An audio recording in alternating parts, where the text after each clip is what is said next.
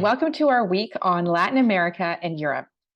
These two regions are a really fascinating comparison because the European influence on Latin America was really strong. And the colonial institutions that the Europeans set up were very different than those of the British. And of course, we exist here in Canada for this course and this program. And we need to begin to understand distinct features of other countries because it's so easy for us to get stuck in the British model. So you'll begin to see as you read through these articles that different forms of the European university were spread throughout the world. So the British influence was very strong in North America, in India, places like Ghana, Hong Kong, Singapore, Malaysia. In contrast, the French were very influential in North and West Africa, in the Middle East, in Vietnam. And it was this French Napoleonic model that was the most influential in Latin America. And that's the topic of today. It had strong professional programs, highly charged student participation, and students felt a strong ownership of the state. Now, if you've taken our program for a while, you will have heard of the Humboldt model. And at this point, you're going to be asking yourself, what about the German model? Now, the German experience is really unique because the Humboldt model is probably the most widely adopted, the most influential around the world. But Germany did not have an extensive overseas colonial empire after World War I. These were part of the restrictions. But the German model ends up influencing the US very strongly, and then the US spreads that around the world. So a quick recap on the German model for those of you who have not taken 1803. Wilhelm von Humboldt was the founder of the University of Berlin. So he started this in 1810. And if you've actually been to Berlin, you'll see a very imperial city. It has an incredible history of major accomplishments in philosophy, in science, and culture.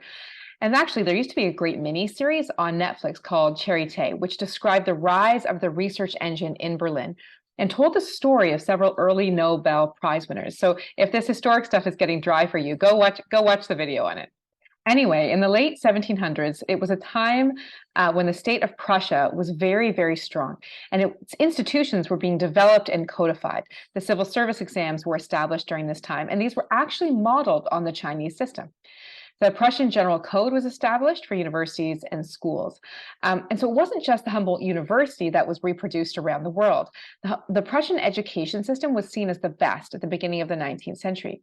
So even though there's not a democratic government or cohesive nation state exactly, the modern education system was very impressive. So it's this pro-education context that breeds the Humboldt University. And it's actually started, you'll see the picture below, it started in a palace that the prince gives to Humboldt to start this. So this huge pro-education monarchy who wants to see their nation thrive through education. Of course, if it was me and I was going to be starting a university in a German castle, I probably would have picked Neuschwanstein. I mean, this thing is amazing. But as it was, you had this incredible city of Berlin starting education and having it modeled around the world. So what were the features of these European universities that were spread around the world? And what was the impetus? What was the rationale behind it? Well, my favorite reading is the Neve reading on the European dimension. And I hope that you all have a reading like this during your degree, something that captivates you, a reading that you'll come back to again and again, something that sort of sparks your imagination and taps into all of your big questions about the world. For me, Neve's piece helped me to formulate my research on identity building. And Neve's piece is fascinating because he uses the term mobilizing myths. And of course, this draws on Benedict Anderson's ideas of imagined community. For example, when I'm traveling and I'm in England and I meet another Canadian and we're like, oh, great to meet you, we're Canadian. And yet we actually live 3,000 kilometers away from each other in Canada. We've never met. We don't even know anyone in common. What is it that gives us a sense of collective identity? Well, Neve would argue that universities were a key part of nation building to help build collective identities, to help build what we would call nationalism. And so the government funded the universities developed the pillars of society that help people come together around a collective identity. And where they used to sort of come together because they were all loyal to a particular king in these sort of small princedoms or microstates, instead, they're coming together with, as he says here, a collective awareness expressing itself through a shared consciousness of history, of literature, of language, of science, and their institutions that uphold these. And so you have universities not just as things that will help us get rich or things that will develop our economy, but institutions that develop the pillars of society that then bring people together around this concept of a nation state that they get behind. Another quote from this reading: the centrality of this function as a vehicle for handing on a national identity is rarely underestimated. So it's a very important role of the universities during this time. And it raises the question that he actually addresses near the end: what's happening in the modern era? So at the end of his article, he looks at things like regional identity, which are growing in importance, that the different players that are coming into the education market. And he begins to say, what is it from the past that can help us understand the present? If you have no understanding of the European University and you just want to read a really long and exciting chapter, please read this one. It's my favorite.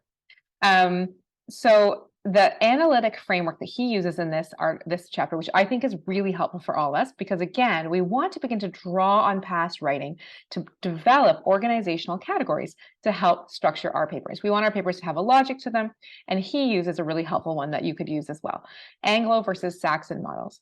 And the Anglo model is what we're seeing in Great Britain. Universities are part of their local communities, and then the identity that's formed at universities is a local identity. The Saxon model, on the other hand, is a centralized university that's very linked to the state, and the identity that's shaped out of that is a national identity. And so within that, that begins to impact the relationship with the government, the way that funding plays out, the way that academic freedom plays out. So begin to read that section and understand the concepts of Anglo and Saxon models, because it might be a helpful framework for your papers too. So this link between politics and the way that the university is shaped is a huge theme in the past 150 years. The political climate of global competition that we've seen in the last 70 years strongly influences higher education. And I think the most dramatic example that we had seen sort of in the early part of my lifetime was the Cold War. So the USA and the USSR were competing for political influence around the world. The capitalist and communist divides of political economic systems made them play this game of influence in Latin America, in Asia, and Africa. And they began to sponsor universities, and they sponsored scholars. And I've given the example in the past of a professor that I had who spoke fluent Russian because he was invited from Ghana to go to Moscow as a student. So this is the era that we call the neo-colonial era, because the USA and the USSR were not the official governing powers in these developing nations, but they had a very strong influence. They sent a huge amount of financial and technical aid, and they also sent lots of resources to universities. So you're going to begin to see the universities mirroring or reflecting certain attributes from the Napoleonic model, which was in the USSR, or the Humboldt model, which was in the American context. But after the collapse of the USSR and the 1989 fall of the Berlin Wall, the American dominance increases around the world, with free market capitalism really hailed as the winner, and now sort of the only option for an economic model. So as we look at the European readings for today, another one that you might find really interesting is the French model. So Mousselin's article on the Grand Écoles really helps to sort out what was unique about the French system. And again, an examination system mirroring the Chinese model, showing helping civil servants get into their work positions. So if you've heard of the Grand Écoles, you'll know that they are a specialized institution. So not a comprehensive institution like we do in Ontario, but one institution that focuses on business, one that focuses on engineering, et cetera, et cetera. And there are professions. So these are seen as core skills that you will get to help you to work in administration. Now, we see echoes of this in Canada because we have HEC and we have the Polytechnic. And these are not comprehensive institutions, but an institution that focuses on business and an institution that focuses on engineering. And these are a mirror of the French experience. Now, if you are interested in something more modern day, a little bit less of the history of Europe, I would suggest that you read the Slaughter and Cantwell article, because they're asking the question: what features of the European model have survived and are they going to thrive in the era of sort of a global knowledge economy? And they really address all the different players that are now in the picture. It's not just national governments or university administrators, it's NGOs, it's business philanthropists, it's lobby groups. And more players are influencing the way that higher education works. We also have a free market capitalism, an extreme version that leads to a marketization of higher education. And they're going to begin to look at different models of the European university and see to what extent can they withstand this, or how might they adapt within it. So that's Slaughter and Cantwell's article. It might be a fit for those of you who are trying to get past the 19th century. So, in terms of the next space we're talking about, for Latin America, we began to see that the Napoleonic model that was so strong in France was actually the model that was then adopted by most Latin American universities. But keep in mind, the Latin American universities had independence 100 years before their Asian or African counterparts. This means that they've had 200 years of reforming and shaping their higher education systems post-colonial era to begin to have distinct features of the Latin American model. And the biggest defining feature in this was the Cordoba reforms of 1918. This is when they, starting in Argentina and spreading throughout the whole continent, there was a move to have socially conscious democratic universities. And what this led to was very strong student activism. Students saw themselves and the democratic process with which they were a part as central to keeping the universities working for the nation state and sort of true to their core values. And so they had this strong belief in a democratic university where everyone had a role, but that students themselves were key players in shaping that. So you'll often see strong student movements in Latin America in a different way than anywhere else in the world. They also have a strong focus through these reforms on academic freedom and secularism. So I want you to dive into the Latin American readings, begin to understand the features of this model that has such a rich history post-colonial era, and really beginning to be deeply shaped by the cultural context of Latin America itself.